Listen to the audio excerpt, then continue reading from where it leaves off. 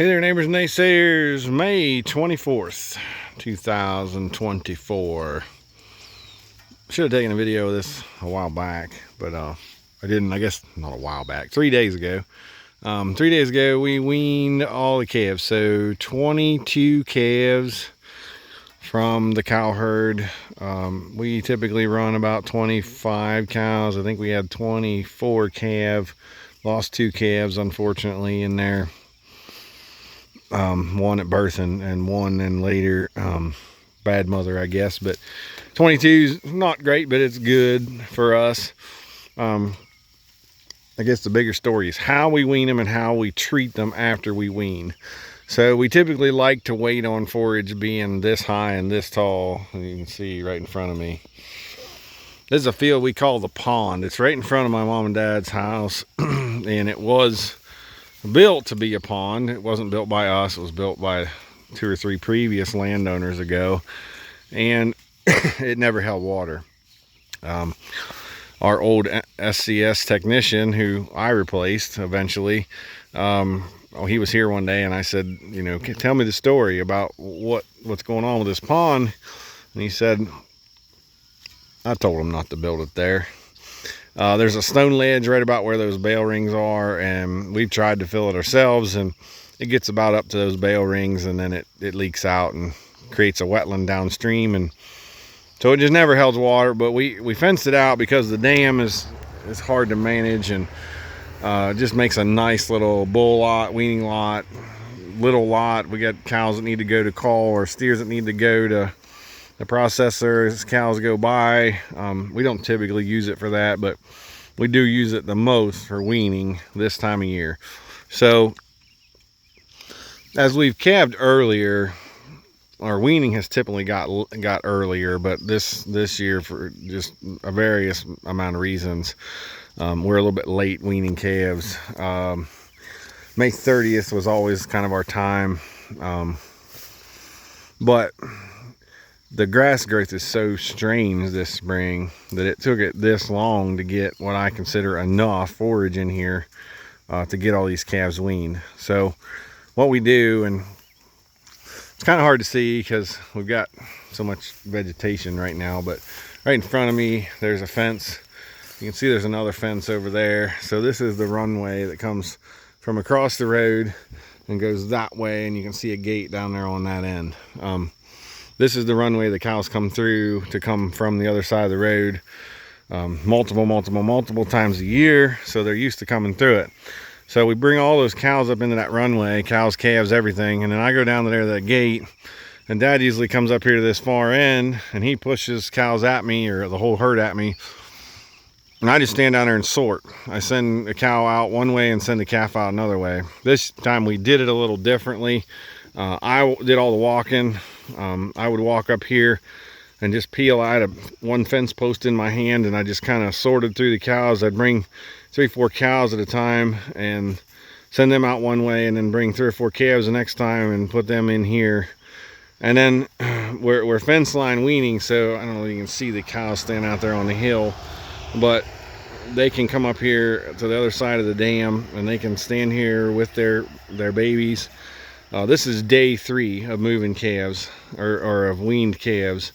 And of course, these are May calves from last year, May, June, July calves. So some of them weren't still eating, but a lot of them were. And you can hear almost no bawling. Now, when I go on the other side, I gotta go move the cows now. We just move the cows away from the calves, and the calves away from the cows. When I go move them, you'll hear they'll bawl a little bit, but that's about it. It's pretty much over by now. In fact, there happens to be 7 posts along that fence and 7 posts behind me. They're 32 feet apart. I usually give them a post every day for 7 days, and by then they're weaned enough that they can go out and go with the sheep, which has been the last 10 years or so. That's what we've been doing. The sheep have sort of the same fencing requirement, and the forage is up so high that we need the heavy cows or calves to knock the forage down for the sheep. So we typically run them all together. I'm getting a little nervous this spring because the forage just isn't growing the way I think it should.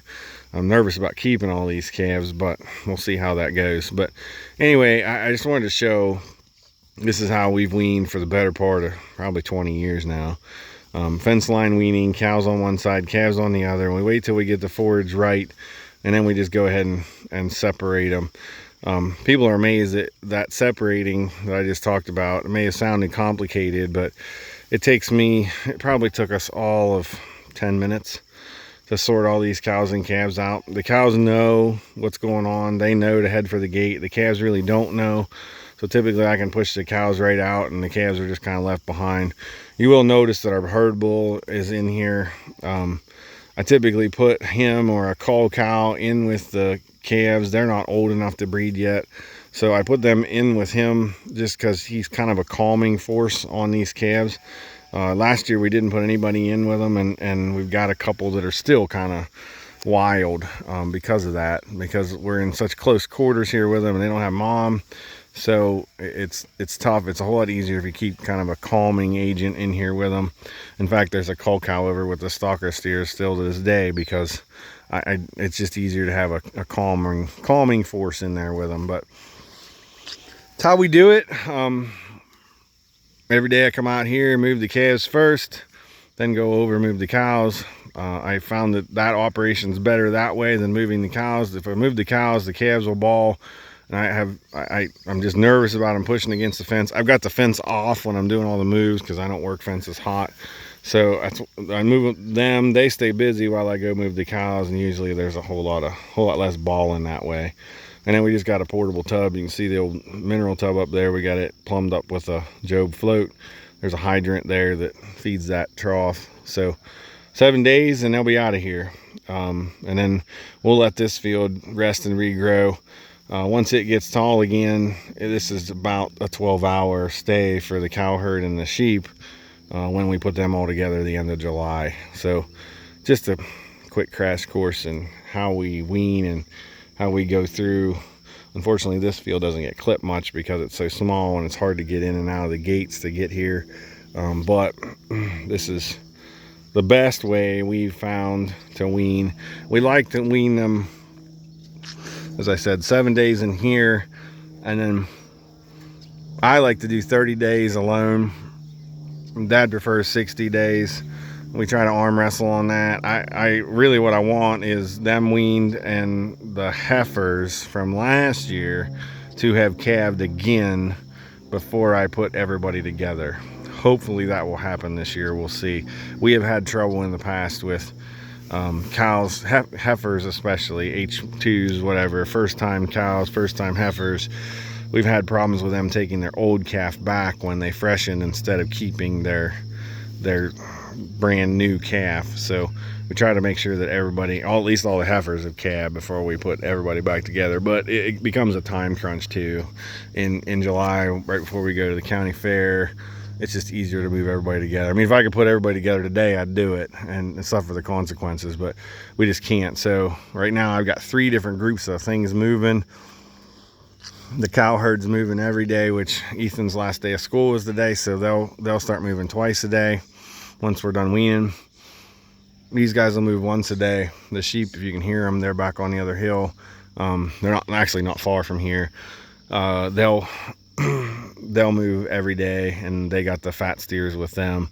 When I put everybody together, in fact, I usually go 7 days, and I don't know, this group has settled in so well. I'm not sure that I'm going to, because the sheep and the steers are only about 2 paddocks away from here. I could get them there. I'm thinking maybe Saturday, Sunday, we'll stop and move everybody over there. So just wanted to give an idea of what we're doing as far as weaning goes and how we get it done.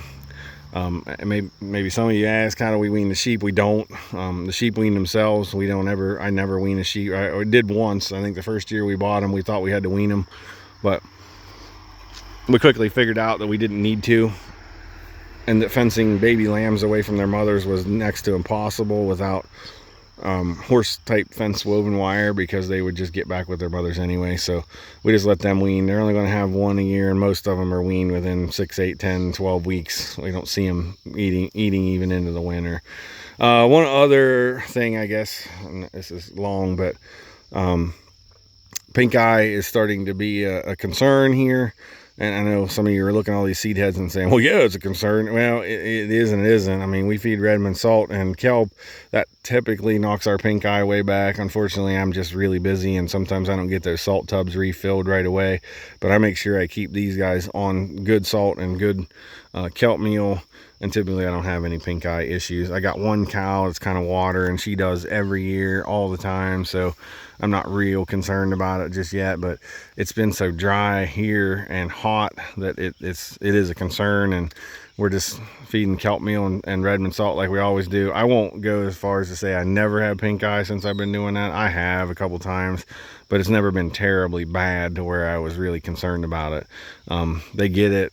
It'll go away in a day or 2, 3 days, and we're cleared up. Usually it's my fault. It's not their fault. I forget to keep them up with the mineral, and it goes a week or 2 without me giving them mineral. And then once I notice I get some watery eyes, I start giving them salt right away, and it'll clear it up.